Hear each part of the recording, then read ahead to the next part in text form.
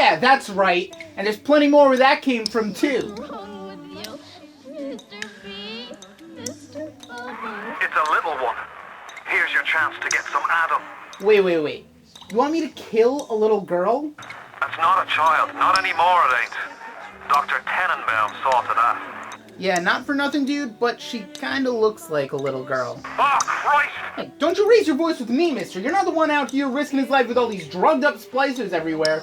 I literally watched one of them try to stab itself in the eye with its other eye. Like, how do you even... Wait, where did the girl go? Take me to dream time.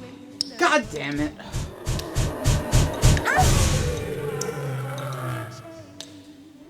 BioShock has always been one of my all-time favorite games. There are just so many incredible moments that really make it stand out. Who could forget their first time seeing the underwater city of Rapture, or their first encounter with a Big Daddy? Me, that's who! And while I do remember enjoying the hell out of this game, I don't really remember why I enjoyed the hell out of it. Fortunately, 2K Games wanted us to experience these moments again, so they re-released all the BioShock games in one remastered package. Or was it because they wanted to make a bunch of money? Yeah, what was that? Money? Yeah, I thought so. Either way, we ended up with BioShock The Collection. And now I can finally remember what it was about the first game that made it so great. Ladies and gentlemen, this is BioShock. I'm just going to throw this out there right now. BioShock is one of the greatest games of all time. For those who aren't aware, BioShock takes place during the 1960s in an underwater city called Rapture, where the once peaceful citizens began genetically modifying themselves until they completely lost their minds and became monsters known as splicers. Since then, the city fell into chaos as different sides struggled to gain power. Meanwhile, your character, who, he's got a sweater, and, yeah, that's pretty much your only defining trait throughout most of the game. The guy only says like 3 sentences in the opening scene, and then he never speaks again. There's a present with the name Jack on it at the beginning of the game, so I guess that's you? But hey, at least you're not that Jack from Titanic, right? Right. Oh god, it is the Jack from Titanic! He's on the loose! Quick! Hide your Kate Winslets! She's the lady who played Rose in the movie. I mean, Ken Levine's the guy who made BioShock. He knows who I'm talking about. But there's a really interesting conversation that goes on there. I think there was actually a Kate Winslet movie, a Harvey Keitel Kate Winslet movie, which dealt with a similar theme. Soon you stumble across a bathysphere that delivers you to the underwater city, and man, it feels good to be back. Kinda like seeing an old friend after being separated for a few years. And then everything in the game tries to kill you. Just like old friends. After a splicer breaks your bathysphere, you find a radio that lets you speak to Atlas, the sort of leader of the revolution down in Rapture. Atlas is currently trying to get out of Rapture with his wife and child, so the two of you team up to escape from the city. Meanwhile, Andrew Ryan, Rapture's founder, is trying to stop you from leaving out of fear of his secret city becoming known worldwide and probably turn into a Starbucks or something, I don't know. But perhaps the most prominent character in all of Rapture is Rapture itself. Every part of the city you visit, from the gardens of Arcadia to the apartments in Olympus Heights, every area of the game feels alive. So much detail is put into every section of Rapture to the point where you can actually believe that this was a place where people could live. Even while walking from point A to point B, I found myself stopping to take in the scenery every couple of minutes. You can really tell how much effort the designers put into the game to make everything feel authentic. And honestly, if it wasn't for all the chaos and murder, I probably wouldn't mind living there. Except, you know, there's a lot of chaos. And murder. And people with sick dance moves. One thing I do have to praise BioShock for is how quickly it hooks the player. Within the first 5 minutes of the game, I was already invested in the experience. Usually most games will take some time introducing the player to the characters and setting, but in BioShock, everything flows so smoothly. The game seamlessly teaches the player about Andrew Ryan and why he built the city without having anything feel forced. Even after all these years, I'm still impressed with how well it captures my interest. But enough about the story, it's about time I started diving into the gameplay. And boy, oh boy oh boysy do I have a lot of things to say about the gameplay. As I'm sure you've noticed by now, BioShock is a first-person shooter.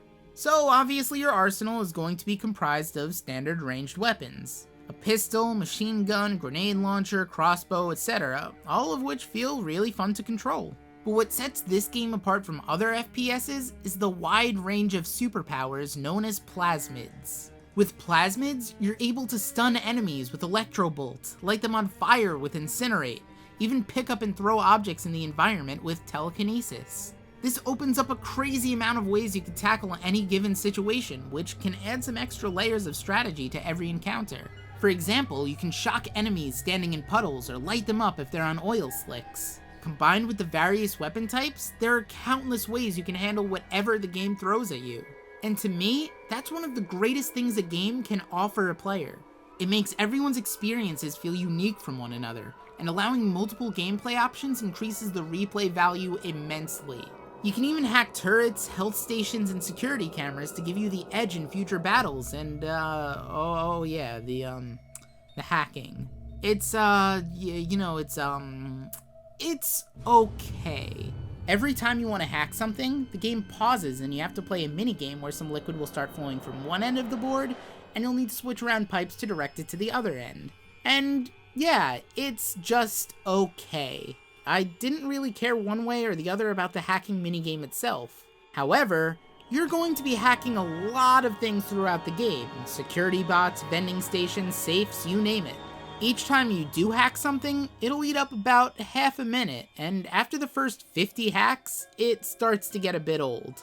To be fair, most of the hacking is completely optional, but the rewards for a successful hack are usually worth it, so I usually hacked whenever I was given the option, and I'm sure most people do the same.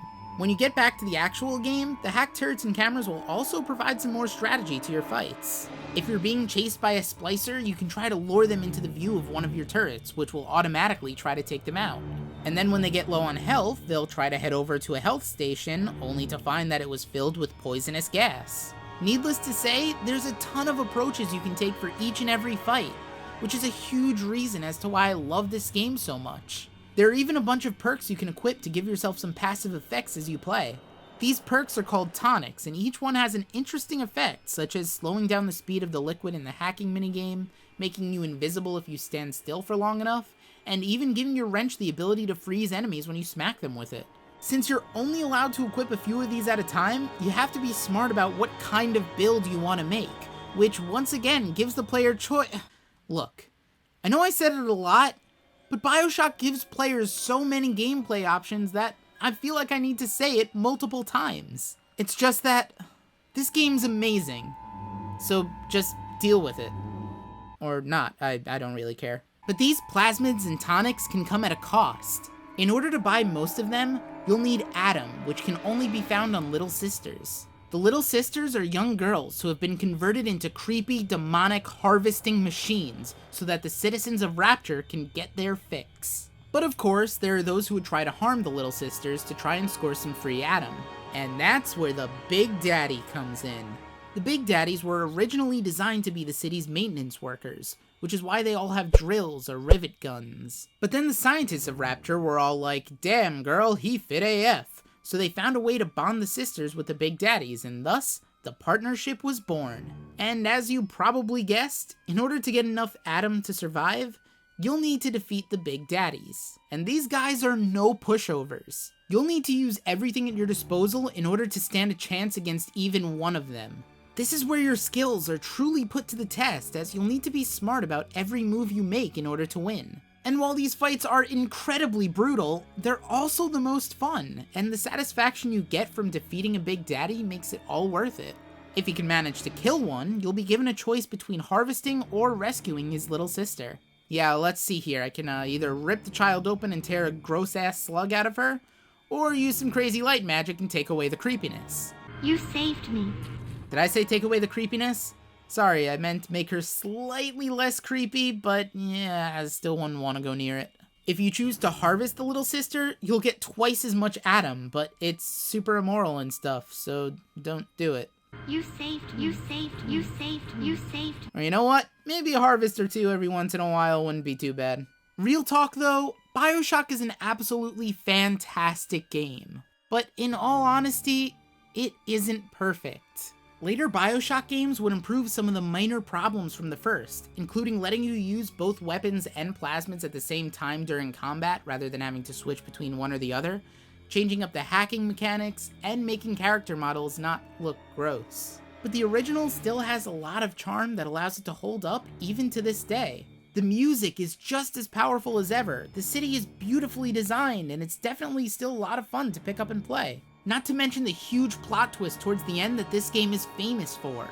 I'm really happy I got the opportunity to experience BioShock again, and I can guarantee this won't be my last time. So, I guess I'll go wait until that day comes.